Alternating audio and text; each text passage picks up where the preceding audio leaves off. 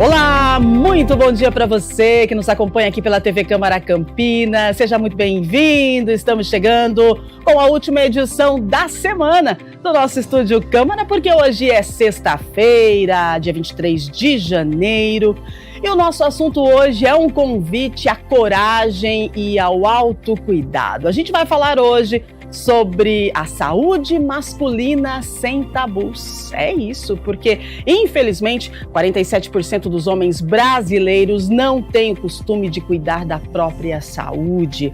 Muitos ainda veem o cuidado com o corpo e com a mente como um sinal de fragilidade, mas a verdade é o oposto. Autocuidado é um ato de responsabilidade com você e com quem você ama. Então a gente vai falar hoje sobre prevenção, exames de rotina, saúde mental e como quebrar os estigmas que encurtam vidas, principalmente de vocês, homens. Então participa com a gente, manda a sua mensagem, manda a sua dúvida, manda também a sua experiência, né? Você que é homem, faz quanto tempo que você não vai ao médico? Por que você não vai ao médico? E você que tem um homem na sua família que fica insistindo para ele ir ao médico e ele diz não, né? Conta pra gente aí a sua experiência. O WhatsApp tá aberto, daqui a pouquinho os nossos convidados que já estão aqui no estúdio, já vou apresentá-los, eles vão responder aí as suas perguntas. Então, vai mandando, 19978293776. Enquanto você manda a sua mensagem, a gente atualiza algumas informações, a previsão do tempo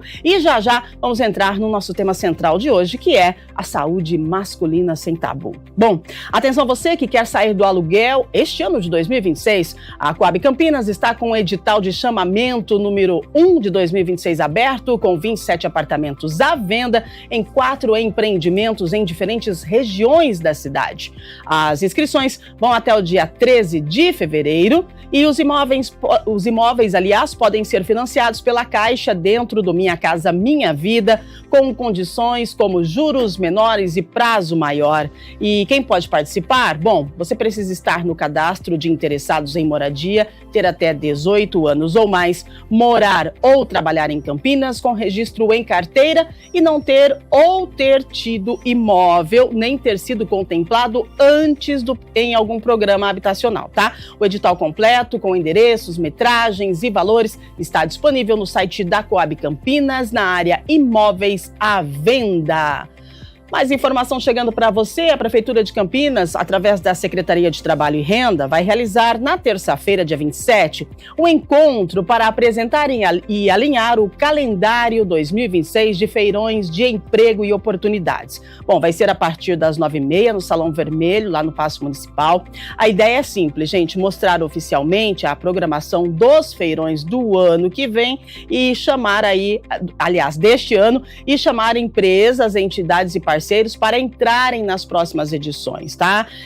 Tem resultado para mostrar. Olha só, gente, em 2025 foram 27 feirões realizados e o índice de satisfação chegou a 75%, considerado um nível bem alto de experiência do público. No encontro, também vai ser explicado como cadastrar a empresa e como funciona o direcionamento para participar ao longo deste ano de 2026. As empresas interessadas em participar da reunião devem realizar inscrição prévia por meio do formulário que está disponível no site da Prefeitura de Campinas. Então, atenção, empresários, se você tem vagas de emprego, quer se candidatar aí, para busca de pessoas que queiram trabalhar através dos feirões da Prefeitura de Campinas, esse é o momento, acessa lá e faça a inscrição da sua empresa. Previsão do tempo para o final de semana, quem está esperando o final de semana de sol, eu estou, mas eu não sei não, né? Pra gente que está planejando aí o fim de semana aqui em Campinas, vamos lá.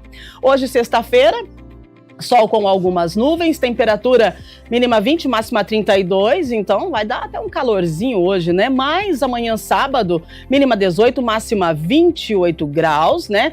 O tempo nublado. Agora, domingo, mínima 28, máxima 28, mínima 19 e a previsão do tempo indica um tempo nublado de manhã, mas à tarde com tempestades. Essa é a previsão do tempo, então, para o nosso fim de semana aqui na metrópole. Bom, agora sim, vamos falar falar bastante, né, sobre o nosso tema, apresentar os nossos convidados para vocês, e eu já começo com dados do IBGE que mostram que as mulheres vivem em média quase 7 anos a mais que os homens no Brasil. Elas chegam aos 79 anos, enquanto eles param nos 73. E um dos principais motivos é a resistência em buscar ajuda médica preventiva. O homem geralmente só procura o consultório quando a dor se torna insuportável. A gente precisa mudar essa cultura, precisamos mostrar que prevenir é o melhor caminho. Então, para conversar sobre esse tema com a gente, nós vamos receber o Dr. Lucas Miragon, urologista, docente de medicina, especialista em cirurgia robótica pela Unicamp. Seja muito bem-vindo, doutor. Bom dia. Bom dia, obrigado pelo convite. É um prazer estar aqui com vocês, falando de um assunto tão importante para a população, né, de forma geral, principalmente para os homens, como a Rubia já puxou aí, é uma mudança grande aí de expectativa de vida, e muito está relacionado a esse autocuidado, e a gente vai discutir um pouquinho sobre a importância disso aí. Vamos lá então, para completar a nossa dupla de hoje, recebemos o psicólogo clínico Naldo Bastos, especialista em neurociência e saúde mental masculina. Seja bem-vindo, bom dia. Bom dia, Rúbia, bom dia a todos os espectadores. Vai ser um prazer poder conversar com todos vocês que assistem pelo YouTube ou aqui diretamente ao vivo. Nós vamos quebrar alguns tabus aqui. Precisamos, né? Se a gente parar para analisar, desde lá dos nossos antepassados, o homem não chora, o homem é forte, o homem é provedor, o homem não sente dor. É isso, gente. De acordo com o INCA, vamos lá, vamos direto ao ponto. O câncer de próstata é o segundo mais comum entre os homens. O homem não sente dor, né? O homem não chora, o homem não reclama. No Brasil, o homem morre a cada 38 minutos devido a essa doença. Além disso, 60% dos pacientes chegam aos hospitais com quadros avançados. Diante desse cenário, claro, vamos começar aí com o Dr. Lucas. Por que ainda existe tanto preconceito quando a gente fala de teste preventivo do câncer de próstata? Por que a gente começa falando do câncer de próstata? Porque quando a gente fala em saúde do homem, vem logo na cabeça câncer de próstata, como se esse fosse o único problema, né? Mas, falando do câncer de próstata, o quanto o diagnóstico precoce aumenta as chances de cura e evita cirurgias mais agressivas, doutor? Uma ótima pergunta e um ótimo começo. Quando a gente fala do câncer de próstata, é interessante essa informação de ser o segundo, mas quando a gente olha a estatística de oncologia, em geral a gente retira ou não se fala do câncer de pele não melanoma, que acaba sendo o tumor mais comum, mas é uma lesão altamente tratável que dificilmente leva a óbito, falando do câncer de pele não melanoma. Então quando a gente fala de tumores sólidos, que daí a gente entra para a estatística, que é a que a gente mais comenta normalmente, só para não ter confusão. Sim. Então nós temos o primeiro mais comum nos homens, o câncer de próstata. O primeiro mais comum nas mulheres, o câncer de mama. Exato. E é muito importante e interessante a gente saber que nós estamos falando de estatísticas muito semelhantes. Nas estatísticas mais recentes do INCA, nós estamos falando de mais de 70 mil casos por ano no Brasil. Uau. E é muito parecido mama e próstata. É um tumor tão importante em frequência que ele é simplesmente 3 vezes mais comum que o segundo colocado. Então não é que a gente está falando que é próstata e depois é cólon, não. É próstata e depois é cólon. Nós estamos falando de uma distância muito longa. Então é um tumor muito comum, então por isso ele precisa ter uma atenção. Embora ele seja muito comum, ele é um tumor que ele demora para progredir, de forma geral, demora para levar metástase, demora para levar a óbito. E por isso que ele, até estatísticas recentes, não era o primeiro em mortalidade. No entanto, a população está envelhecendo, nós temos a incidência aumentando de câncer de próstata e também a mortalidade aumentando. Então as estatísticas mais recentes, aí dos últimos 3 anos, mostram que também a mortalidade do câncer de próstata no Brasil é a primeira. Então próstata é o primeiro em mortalidade, são mais de 14 mil óbitos por câncer de próstata todos os anos. E aí a gente entra exatamente na pergunta da Rúbia com relação ao diagnóstico precoce e à prevenção. Porque o que acontece? Sendo o tumor mais comum nos homens, é óbvio que a ciência já estudou isso muito a fundo, de formas de procurar prevenir o câncer. Ou seja, já se tentou usar remédios, vitaminas e centenas, milhares de coisas, porque qualquer coisa que pudesse ser vendido para prevenir, todo mundo ia tomar, ia ser maravilhoso. Seria ótimo se tivéssemos. Mas no final das contas, nós não temos nenhuma vacina, nenhum remédio que consiga prevenir o câncer. Também não tem nada formulado que você compra na farmácia que com isso não vou ter câncer. Não tem. tá certo? Então isso é importante também, porque eventualmente o pessoal por aí tá vendendo coisa sem ter Exato. realmente uma questão científica por trás. Então a gente não tem como prevenir. O que que a gente pode fazer? A gente pode fazer um diagnóstico numa fase inicial. Isso é muito importante, porque se a gente entende que eu tenho um tumor que demora para progredir, se eu diagnostico ele numa fase inicial e eu consigo fazer um tratamento numa fase inicial, aí essa progressão praticamente não acontece. E a gente resolve esse problema da mortalidade. Ou seja, a gente consegue diminuir muito. É claro que diante de um câncer vai ter algum caso ou outro mais agressivo, que realmente a gente vai ter um pouco mais de dificuldade de tratar. Depois eu posso explicar que existem vários tratamentos mais modernos que a gente conseguiu ganhar ainda muito mais sobrevida. Mas vamos ficar no foco do diagnóstico precoce. Fazendo diagnóstico nas fases iniciais, a gente controla a doença, a gente cura a doença numa taxa de em torno de 98%. Então veja, é uma doença altamente curável se eu encontrar ela no começo. O problema é que no Brasil, assim como no mundo, em torno de 15% dos tumores a gente diagnostica ainda na fase localizada, mas já não dentro da próstata. Isso a gente chama de localmente avançado. E em torno de 5% já com metástase. Nessa fase a gente já não cura mais. A gente consegue atrasar, a gente consegue ter qualidade de vida. Muitas vezes a pessoa até vai morrer de outra causa, de uma causa natural, ou de uma causa cardíaca, que a gente consegue controlar. Mas vejam, a gente está falando de 5% que seria evitável. Se a gente fizer um exame de PSA, se a gente for neurologista, se a gente fizer um acompanhamento, a gente não consegue evitar o câncer. Eu consigo evitar o diagnóstico numa fase avançada. Ah, doutor, 5%? Sim, 5% de 70 mil todos os anos. É gente pra caramba. Então, se a gente realmente tiver a oportunidade de ver essas pessoas mais cedo, a gente consegue evitar essa grande população que é diagnosticado numa doença mais avançada. Excelente, doutor. Agora, por que eu comecei a nossa entrevista falando do câncer de próstata? O doutor pontuou muito bem que a gente consegue evitar, né, essa estatística, diminuir pelo menos essa estatística de morte, né, de homens. Aí, vamos lá, vamos falar com o Naldo agora. Por que a gente tem essa estatística? Por que o homem ele deixa para procurar um médico quando ele realmente está extrapolado de dor, de sintomas? Por que o homem não procura o médico no primeiro sintoma mínimo? Ou então, por que ele não faz um acompanhamento preventivo da sua saúde por inteiro, né? Não só câncer de próstata, não só problema de coração, não, por inteiro. Vamos lá, 2 vezes ao ano, vou ao médico, faço um check-up geral e tá tudo certo. Naldo, conta pra gente. Porque culturalmente o homem, ele aprende que não pode demonstrar fraqueza, como se o silêncio emocional se transformasse em sintomas físicos ou em comportamentos de risco mais tarde. Por que o homem entende que se ele ir ao médico, se ele ficar fazendo aí, de repente, exames e tal, isso é sinônimo de fraqueza? Isso vem de longa data, não é? Vem de longa data, Rúbia, e respondendo diretamente a sua pergunta, o homem não fala. Olha aí. Essa é pura e simplesmente a verdade. Nós, como homens aqui, falando da minha turma, né, nós aprendemos culturalmente, como você disse, ali essa força, né, aqueles estigmas, como nós ouvimos, né, o homem não chora. Sim. Isso ainda é realidade hoje, até entre adolescentes a gente ouve isso. Nós ouvimos que o homem ele precisa ser forte. Isso de alguma verdade? Sim, nós temos essa compreensão. O homem produz testosterona, não é, doutor Lucas? E esse tônus muscular do homem, essa vitalidade do homem, ela vai se distanciar, se destacar em relação à mulher.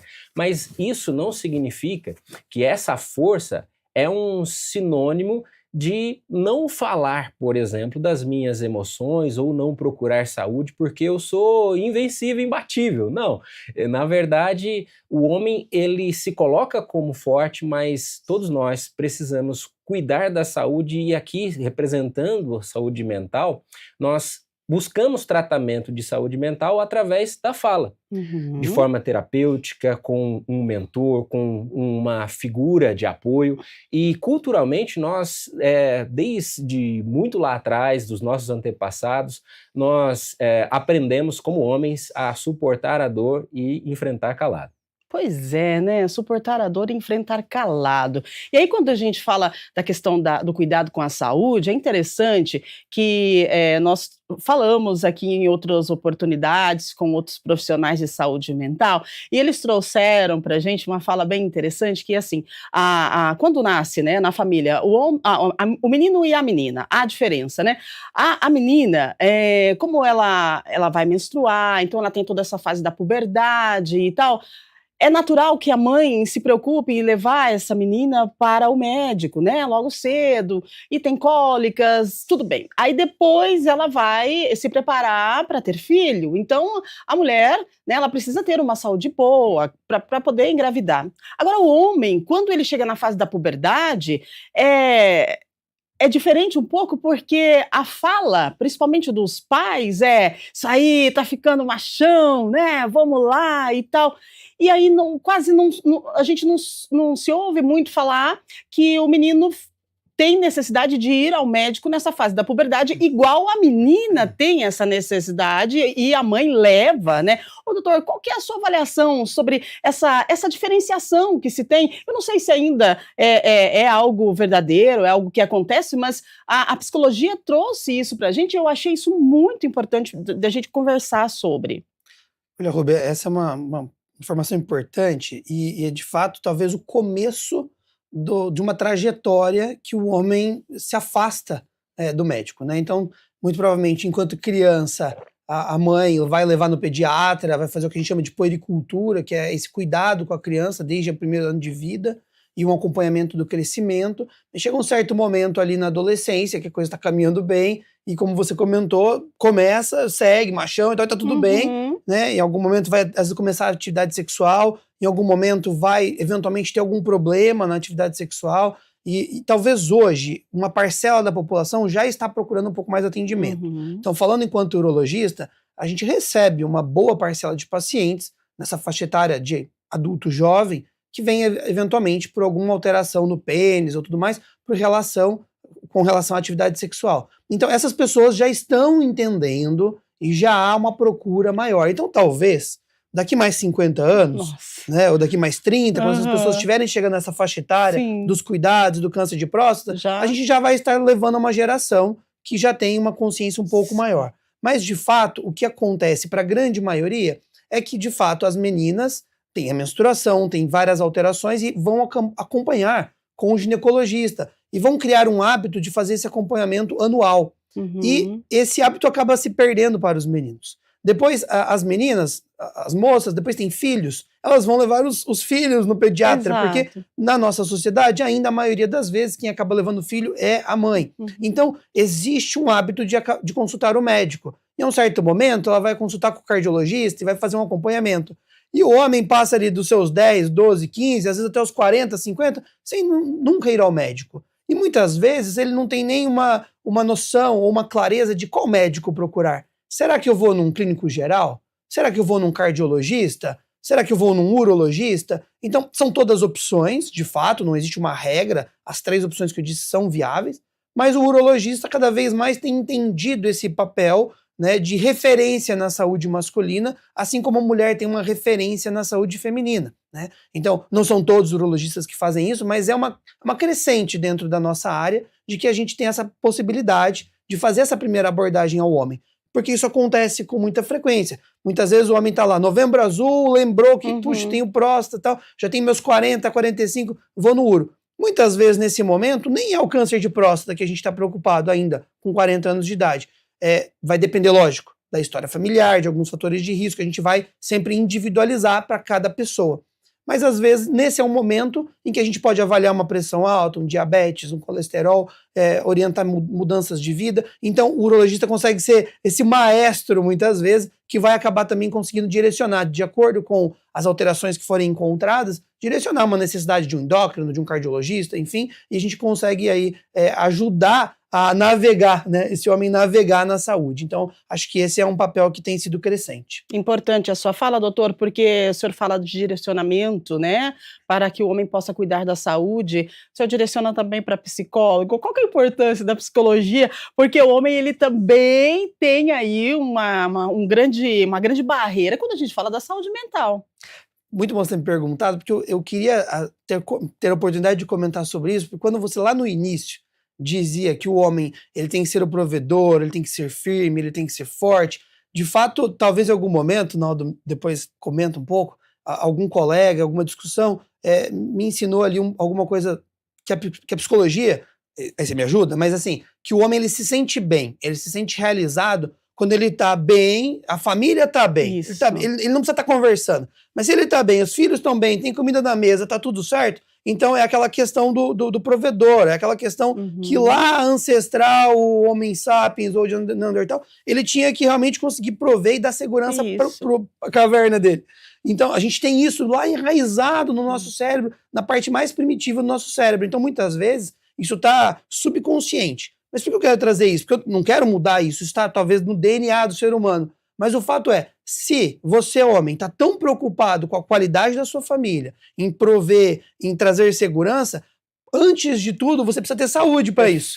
Porque se você fica doente, se você tem um problema, você tem um AVC, aí você não consegue mais trabalhar, você não consegue mais cuidar. Então, cuidar de si é cuidar do outro. Então, cuidar de si é cuidar da sua família. Então, essa é uma mensagem importante, né? A gente precisa cuidar da nossa saúde para poder cuidar bem dos nossos familiares, para poder estar em boas condições de saúde, para ver os nossos filhos crescerem, os nossos netos crescerem. Então, por isso é muito importante. Excelente. Aproveitando essa bola pingando aqui, Rúbia, do Dr. Lucas, a palavra que nós precisamos entender é autocuidado. Sabe quando você pega aquele avião e o comissário de bordo, a aeromoça, ela fala que ao avião ser despressurizado, nós precisamos colocar a máscara. E ela fala algo muito importante para você que se lembra, que já passou por essa experiência.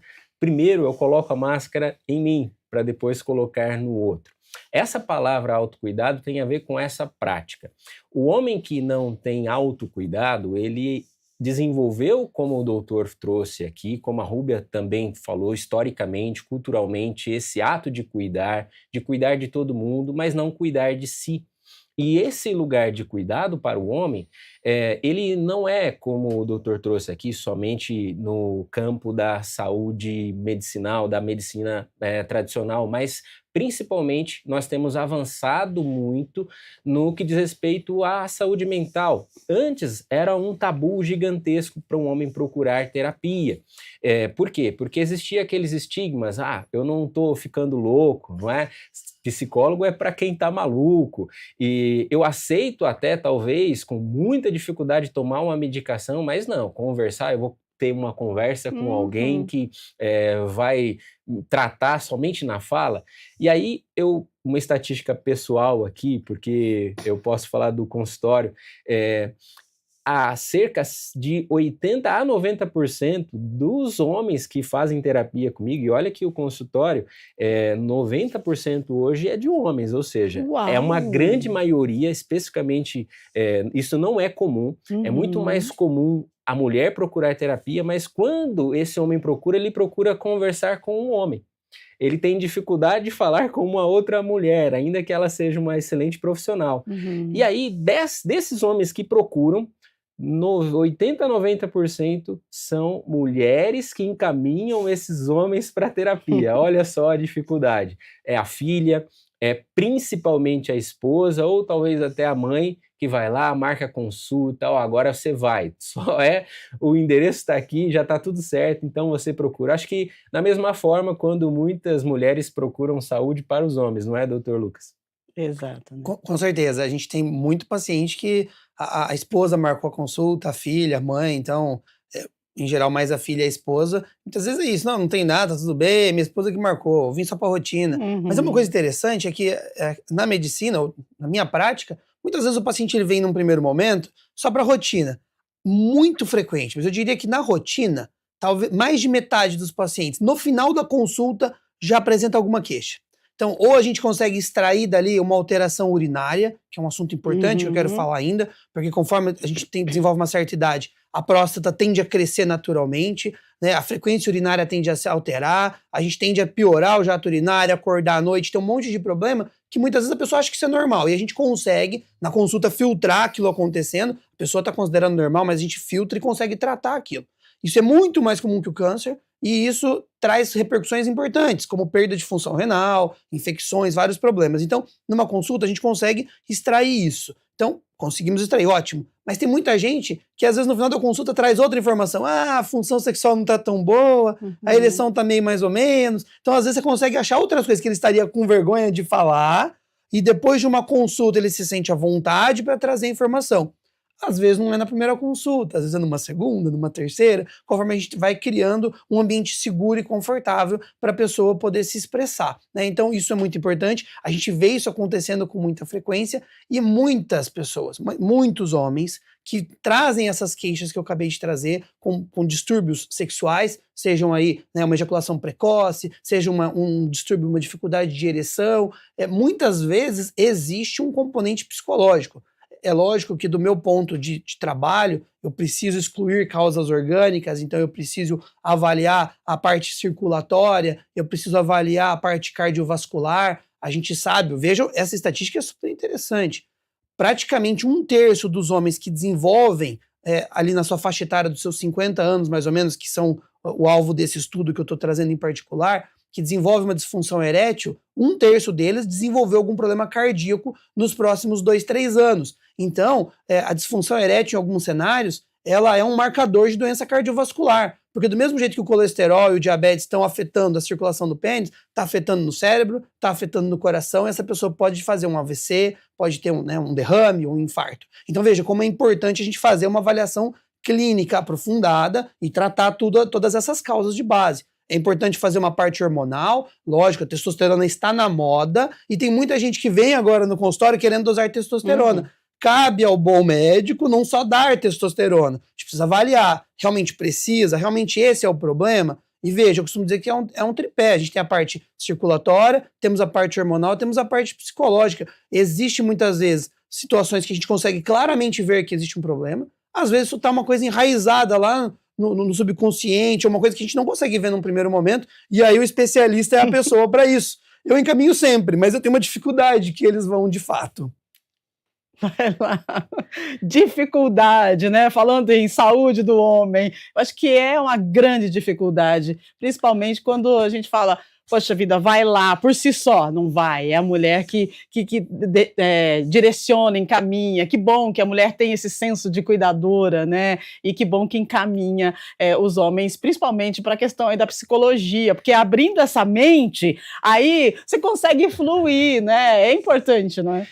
Pegando esse gancho, então, você mulher que está nos assistindo, que vai ficar gravado no YouTube da TV Câmara, do Estúdio Câmara, esse programa, encaminha para o seu marido, para o seu pai, para o seu filho. É verdade. Mas olhando, olha a dificuldade, como é a cultura, né? É muito comum, você consegue imaginar, caro espectador, a gente tem uma conversa entre mulheres de família, amigas, falando, nossa, que é normal eu me sentir um pouco indisposta sexualmente, com vocês também é assim. Seria muito comum uma conversa dessa entre uma roda de mulheres. Perfeito. Agora, você consegue imaginar uma roda de homens tendo essa conversa? Fala assim, nossa, eu tenho dificuldades de ereção, não tenho conseguido ter ejaculação. Como que é para vocês? Não, essa conversa entre homens, mulheres, não existe.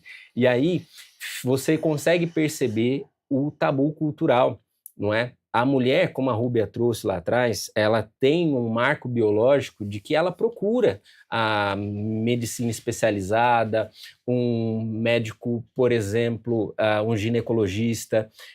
Assim, quando ela começa uma vida sexual ou a primeira menstruação, e ela também tem um marco biológico lá na entrada da velhice, ou talvez quando há uma disfunção hormonal. E o corpo dela marca isso.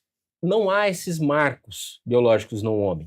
E esse homem, ele é sujeito à cultura. E normalmente ele vai se inspirar em algumas referências. E se essas referências não sabem falar, aqui a gente tem uma palavra importante que se chama alexitimia, O que é isso? É a dificuldade de dar nome às minhas dores. Ou seja, é não conseguir colocar as emoções em palavras.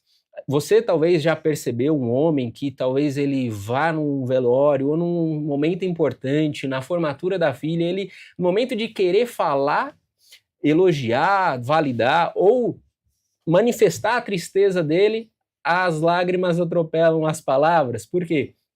Porque o homem tem essa dificuldade, ele não tem um repertório emocional. Rubem, uma curiosidade, uma vez atendi um músico e ele, um músico profissional, e nesse momento, né, ele falando muito da capacidade técnica dele, mas algum motivo o levou até a terapia, e esse motivo, obviamente, eu não vou revelar aqui, mas naquele momento eu vou fazer uma devolutiva para ele, e eu faço a seguinte reflexão, falo assim, olha, você é um excelente músico pelo que diz, não é? Tem um repertório gigantesco musical, mas te falta repertório emocional.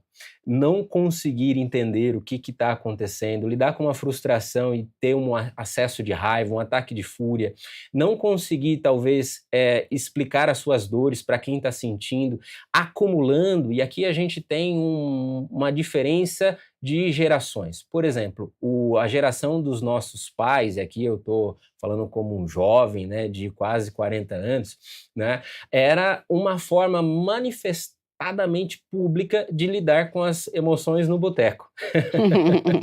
E era muito cultural para o homem, as válvulas de escape, as dependências químicas, os vícios, seja no álcool, outras drogas. E aí esse homem, muitas vezes, ele ao invés de chegar em casa e lidar com dificuldades, com realidades, com problemas, ele procurava uma fuga. E aqui eu estou chamando isso de válvulas de escape. É muito comum ainda isso acontecer para homens através da pornografia, através de jogos, através de games, que não há uma certa dosagem, isso a gente falaria que não há um problema, né? Isso muitas vezes se torna um hobby muito saudável e necessário para o homem. Mas quando isso se torna um excesso, ele começa a criar uma disfunção na família, na função daquele pai, daquele esposo, daquele homem que quer sim se sentir, como o Dr. Lucas falou, um provedor, um protetor, não é? Mas que ele não tem outro P, que é o P da presença, porque ele sempre está ausente, mesmo em corpo presente. Nossa, gente, tá vendo só? Como é importante a gente falar da saúde de vocês, vocês são importantes pra gente, né? E a mulher, na verdade, ela tem que entender que o homem, ele carrega esse estigma, e a gente precisa tentar quebrar esse tabu, né? Mas é difícil, porque o homem, às vezes, ele é muito persistente naquilo que ele pensa, que ele tem em mente. Então, tem que dar aquele conforto. Tem que dar aquele conforto, porque a gente precisa que vocês estejam bem para poder cuidar da gente. Ah, eu quero cuidar, eu sou provedor, tudo bem, mas se você não estiver bem, você não vai conseguir cuidar de quem você ama. Então, já foi falado aqui pelos nossos 2 entrevistados. Então, você precisa estar bem para cuidar de quem você ama. E você estar bem é o quê? Você fazer uma avaliação da sua saúde física e mental para você, conseguir levantar de manhã, cuidar da sua família, trabalhar, prover, cuidar, confortar. E é isso que importa. A gente precisa quebrar esse tabu que o homem tem que ser forte o tempo todo, gente. O que é isso? Olha só. Um dado bem interessante, doutor, que a nossa redação se debruçou em cima de estudos, todo mundo junto, porque é um tema que chama muita atenção. E aí nós encontramos um dado que assusta, que é o câncer de testículo. Gente, o câncer de testículo é diferente do de próstata, boa. E aí afeta jovens entre 15 a 35 anos. E olha só, tem o autoexame, que é algo simples, mas ainda um pouco desconhecido pela maioria dos homens. E quando a gente levantou esse assunto na redação, o pessoal falou, poxa vida, mas como assim? A mulher, ela faz o autoexame, né, por conta do câncer de mama, então a gente tem aí essa preocupação. Agora, câncer de testículo, autoexame, isso explica pra gente, doutor, por favor? Olha, é ótimo a gente trazer essa informação do câncer de testículo, porque é um assunto que fica muito frequentemente esquecido. Quando você olha lá, a gente começou falando do câncer de próstata, que é o primeiro, o câncer de testículo ele está lá embaixo em frequência, então ele tem uma incidência baixa. No entanto, a gente vê câncer, de forma geral, em pessoas que têm seus 40, 50, 60. Já o câncer de testículo vai afetar homens na faixa etária dos 30, eventualmente dos 20. Então nós estamos falando de um tumor muito precoce. E que quando a gente olhar isso em impacto, em anos perdidos, ele é enorme, ele vai ser o que mais tem impacto. Então, ele é um tumor muito importante por esse ponto de vista. Depois, as notícias não são só ruins. Existem notícias boas porque o câncer de testículo ele é um câncer que responde muito bem aos tratamentos. Então, lógico, se a gente acha ele enquanto ele está restrito ao testículo, a gente cura praticamente 99% das pessoas. Mas o câncer de testículo, mesmo quando ele já tem metástase, mesmo quando ele já tem lá implantes pulmonares, ainda temos uma chance de cura bastante razoável, o que seria impossível para qualquer outro tumor. Então a gente tem realmente um tratamento muito eficaz para o câncer de testículo. E ainda assim, né, câncer, eu tô falando de uma forma geral, existem vários subtipos do câncer de testículo e aí também existem evoluções diferentes para cada subtipo, não é o nosso foco. Mas qual seria a mensagem? O que é importante a gente saber do câncer de testículo? Existe a possibilidade de um autoexame, então, preciso palpar todo dia, me preocupar com isso? Não, mas puxa vida, tomando banho, manipulando e tal, é importante perceber se há um aumento de volume, por exemplo. Então, o testículo aumentou um pouco de tamanho, é um sinal de que eu preciso procurar um atendimento. Se está tendo algum tipo de dor, é importante procurar atendimento. Eu vou tranquilizá-los que nesses dois cenários que eu acabei de comentar, o mais comum são doenças benignas. Ou é uma inflamação do testículo, ou é um cisto de epidídimo, que são doenças benignas. Então, isso ainda é o mais comum. Mas é importante a gente fazer esse acompanhamento. É importante dizer também que para a mulher existe o autoexame, mas existe uma recomendação de mamografia anual. Então, é importante acompanhar com o ginecologista e fazer isso anualmente. Para o homem não existe uma recomendação de ultrassom anual do testículo, porque tem uma diferença muito grande entre a frequência de tumor de mama e de testículo. Então caberia esse autoexame e a qualquer sinal de alteração procurar o urologista. O que acontece na prática do dia a dia? A pessoa está ali, sentiu incômodo, aumentou um pouquinho de tamanho, mas ela não se preocupa. O tumor de testículo, em geral, não causa dor. Ele cresce, daqui a pouco o testículo está 2 vezes, 3 vezes o tamanho, começa a ficar um peso, começa a ficar um desconforto, aí ele acaba procurando. Tá uma bolota lá, né? Então, assim, isso realmente incomoda. Mas a gente não deve esperar isso acontecer, porque quando isso acontece, quando já está desse tamanho, grande parte das pessoas já tem doença também na barriga e no pulmão, e aí, lógico, que diminui um pouco a sobrevida. De novo, né? Mesmo na doença avançada, ainda temos chances grandes de cura. Mas, se a gente conseguir diagnosticar numa fase inicial, a gente resolve o problema de uma forma muito satisfatória, a gente resolve totalmente. E para vocês entenderem, é uma cirurgia simples, uma cirurgia rápida, a cirurgia da retirada do tumor de testículo. Existe a possibilidade de colocar uma prótese, que é uma bolinha de silicone, que fica ali. A incisão ela é feita na região da raiz da coxa, parecida com uma hérnia inguinal. Então, no final das contas, a pessoa ali visualmente é como se não tivesse operado. É muito interessante. Mas é lógico que a nossa preocupação não é só estética, mas para vocês entenderem que esteticamente fica excelente. E a nossa preocupação é realmente com saúde, com qualidade. E aí, no momento inicial, a gente realmente consegue resolver muito bem esse problema. Excelente, né? A gente fala também de tabagismo, de obesidade, né? Das infecções sexualmente transmissíveis. É tão amplo, né? A gente precisaria aqui ficar meio dia falando e ainda ia ser pouco tempo. Agora, 8h39, a produção está me avisando que tem algumas perguntas, mas a gente segue por aqui, produção. Daí, umas 8h45, a gente começa a responder as perguntas. Imagino que tenha bastante, mas a gente vai responder o que dá a tempo, tá bom, gente? A gente agradece aí a sua audiência e a sua companhia. Agora, Naldo, eu quero trazer aqui uma situação. A produção trouxe dados sobre infidelidade, né, mostrando que o Brasil é o país mais infiel da América Latina e o machismo e a busca do poder influenciam nessa percepção de que o homem tem direito de trair. Onde isso entra na questão da saúde, né? Porque a gente sabe que essa questão ela influencia e muito na saúde quando a gente fala do casal em si, ou então se a pessoa não é casada, mas tem aí o costume de ter vários parceiros, também é uma questão de saúde masculina. Sim, é uma questão de saúde masculina. A gente, por incrível que pareça, apesar de ocupar esse dado na América Latina, mas tem reduzido muito essa frequência, principalmente pelo caso da mulher ter se posicionado de uma forma culturalmente se posicionando, o não é não. Então a gente sai de um lugar onde acontecia uma violência masculina para um posicionamento feminino. E isso causa, de certa forma, um conflito. Nós estamos chegando perto do carnaval, né? E aí a gente substitui o ninguém é de ninguém para o não é não, não é? Esse posicionamento da mulher, muitas vezes, tem causado, acredite, Rúbia, um conflito masculino.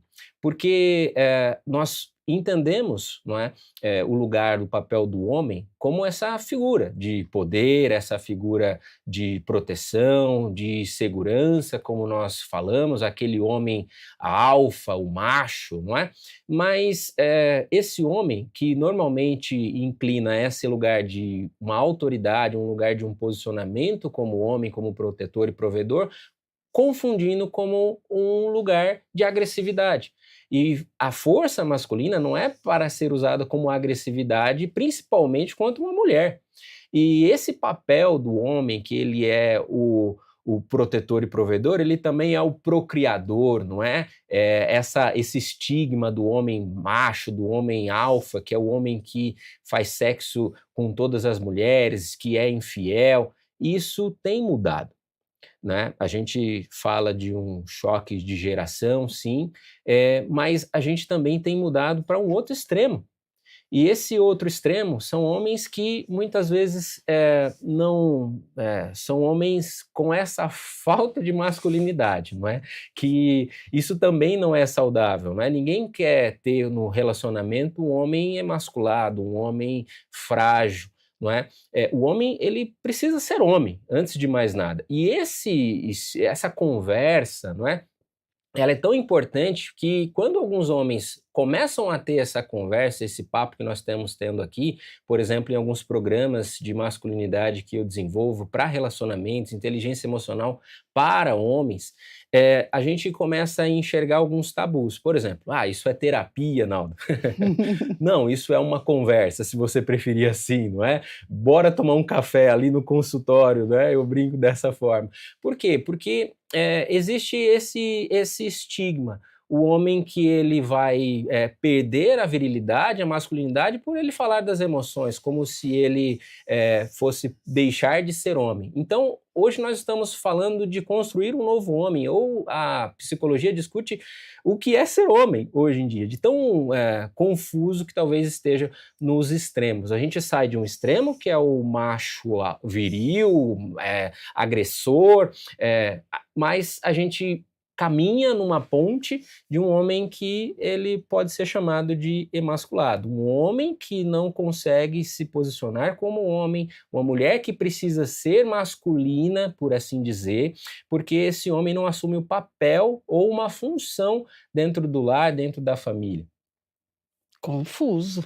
Nossa, que coisa. Vai lá, doutor. Eu queria comentar uma questão muito interessante, que um pedaço do que o Naldo estava dizendo, e eu fui enxergando isso, Sim. está nos pacientes que chegam para a gente.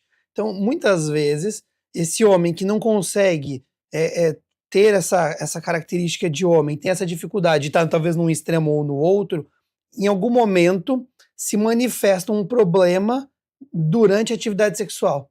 Porque, eventualmente, ele é uma válvula de escape. Em algum momento isso aparece. Então, às vezes, pacientes que vêm com alguma dificuldade, seja uma ejaculação precoce, por exemplo, muitas das vezes, e eu tenho muitos pacientes, embora a maioria seja reticente em fazer a terapia, tenho muitos pacientes que tratando, né, fazendo terapia, fazendo acompanhamento psicológico, em alguns momentos também psiquiátrico, conseguiram resolver esse problema. Eu tenho muito claro que o tratamento clínico, medicamentoso, por exemplo, para ejaculação precoce, ele é uma muleta, ele vai ajudar muito o paciente naquele momento, mas o tratamento em si é realmente esse autoconhecimento, esse conhecimento de si, esse conhecimento de si diante da sociedade onde ele está, e isso acaba depois conseguindo se posicionar e acabando resolvendo muitas coisas, dentre elas a alteração ejaculatória. Essa é uma situação.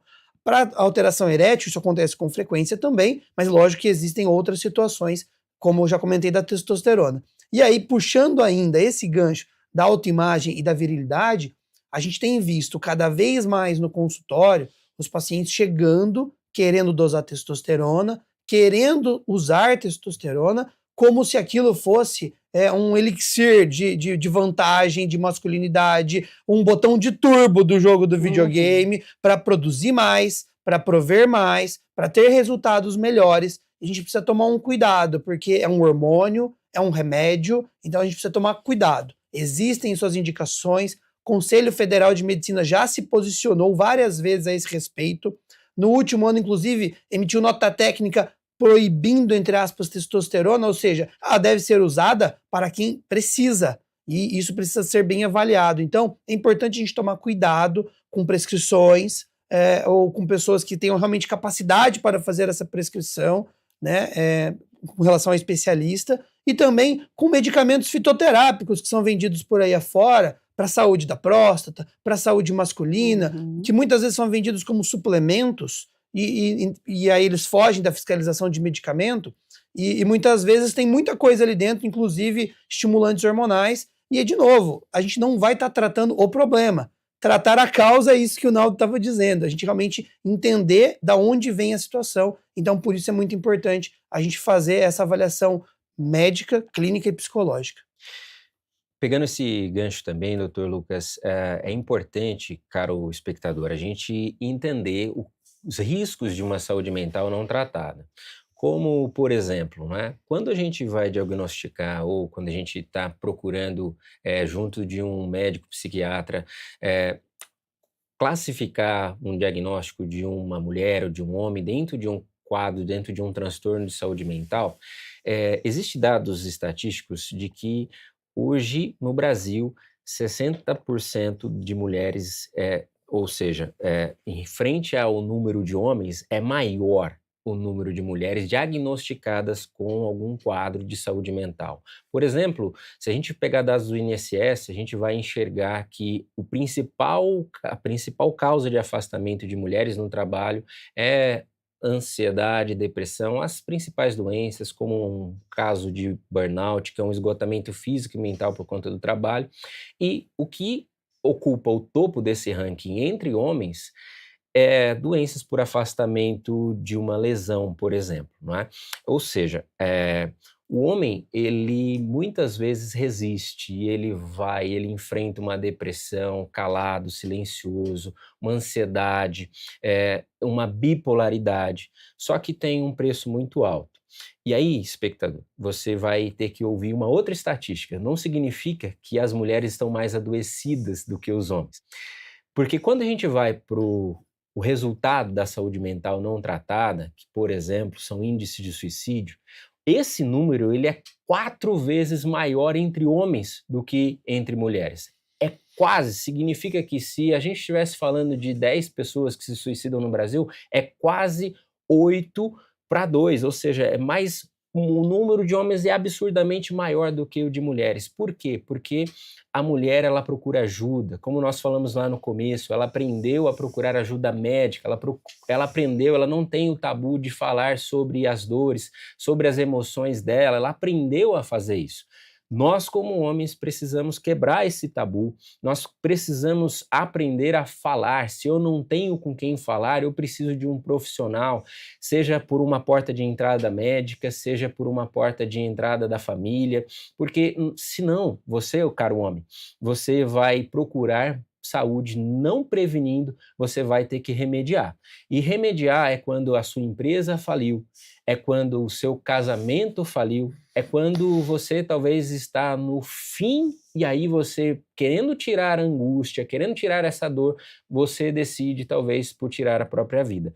Não faça isso. Você pode pedir ajuda e aqui no final eu quero falar com você quais os caminhos que você pode contar com ajuda, seja ela profissional ou do seu círculo de apoio, do seu círculo de amigos. Excelente. Agora, faltando 11 minutinhos para as 9, que conversa necessária, importante demais. A gente está com algumas perguntas e eu acho que a gente consegue responder 2 perguntas só. A produção está filtrando aí. Vamos lá então, produção, pode colocar na tela por gentileza, uma para cada um.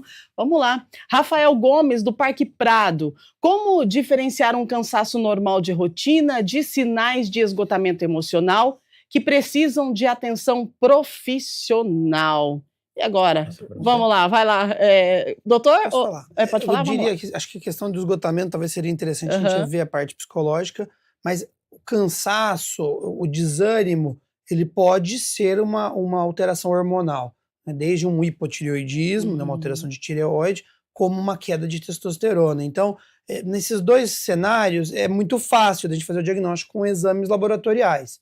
Então, facilmente a gente solicita alguns exames e consegue fazer uma avaliação, né? A gente ainda pode encontrar outras questões, como anemia, por exemplo. Então, uma bateria de exames de sangue a gente consegue resolver essa pergunta, né, do ponto de vista clínico, e depois, obviamente, seria muito importante a gente fazer uma avaliação psicológica. Acho que o Naldo comentou ali, né, que ele vai dizer um pouco do trabalho profissional, do psicólogo, do círculo, né? Mas assim, o médico, em alguns momentos, a gente consegue conversar algumas coisas e ter alguns insights em alguns momentos, mas sem dúvida existe o papel do profissional para a terapia. Eu gostaria que você comentasse. Claro que sim.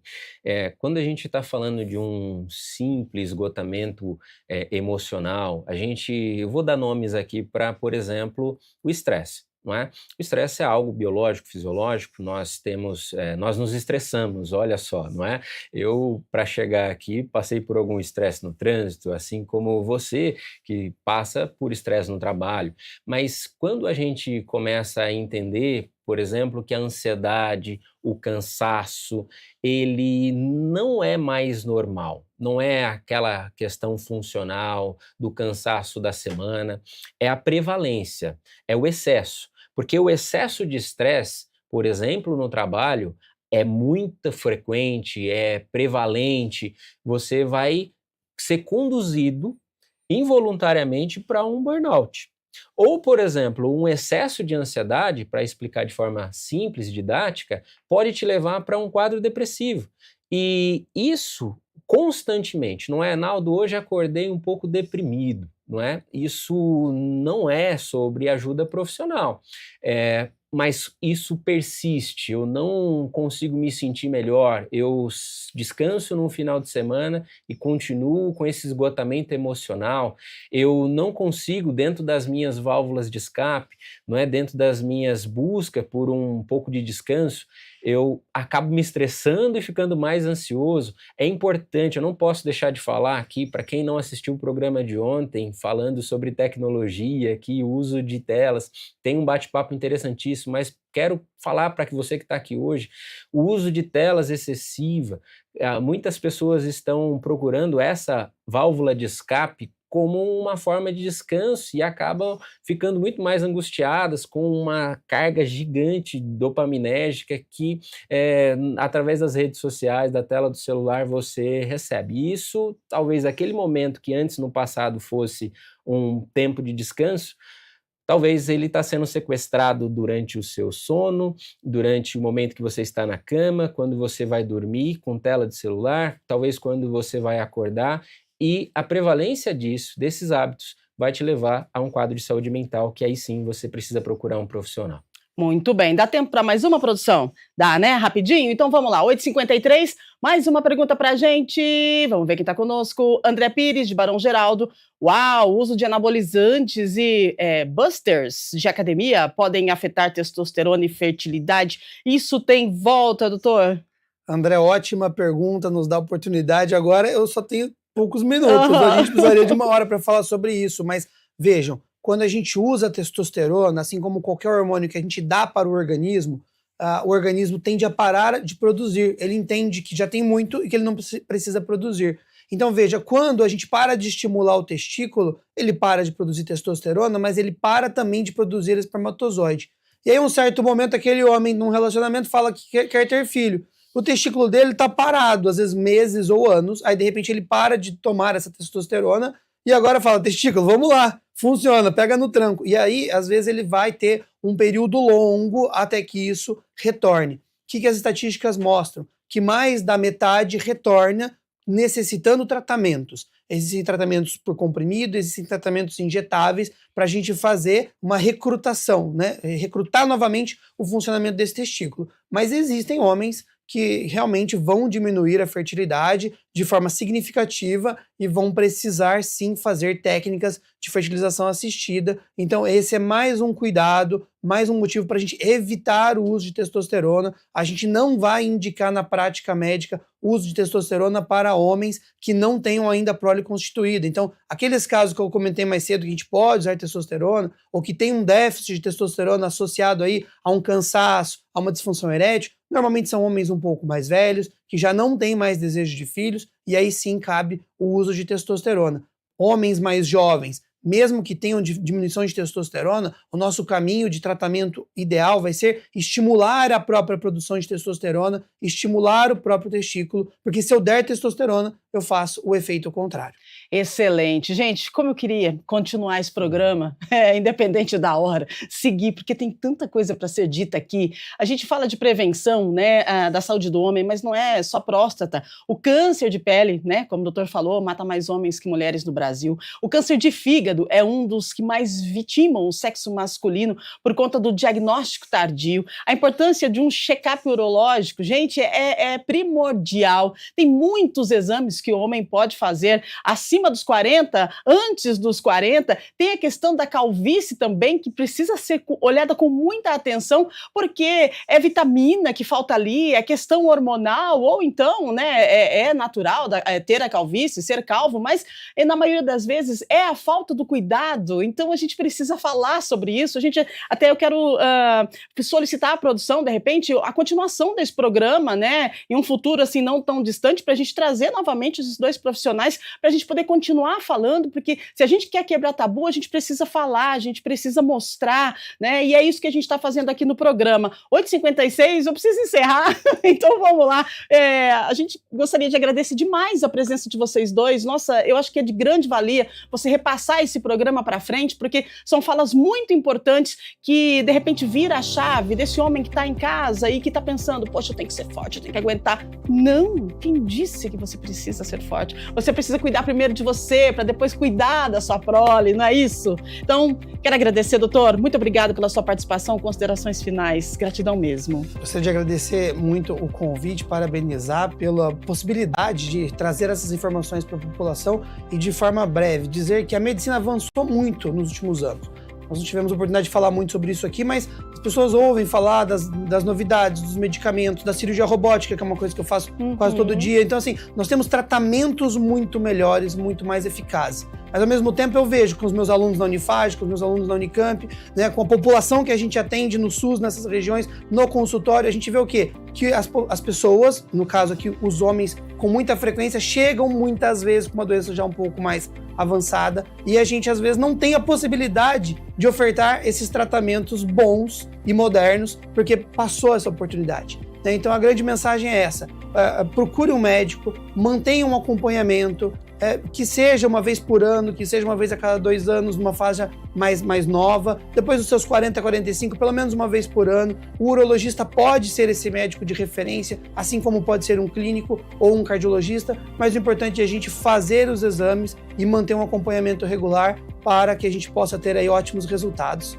Muito obrigado pelo convite. Nós que agradecemos, doutor. Naldo, gratidão também, porque você é uma pessoa que o homem precisa conversar com o Naldo, né? Quebrar esse estigma. Vamos cuidar da saúde mental também. Precisa, mas essa iniciativa sua, Rúbia, do programa, de toda a equipe, já é uma contribuição muito grande. Nós aqui estamos fazendo psicoeducação, lá no consultório é psicoterapia. Isso. E aqui educar é a forma como nós quebramos os estigmas, os tabus.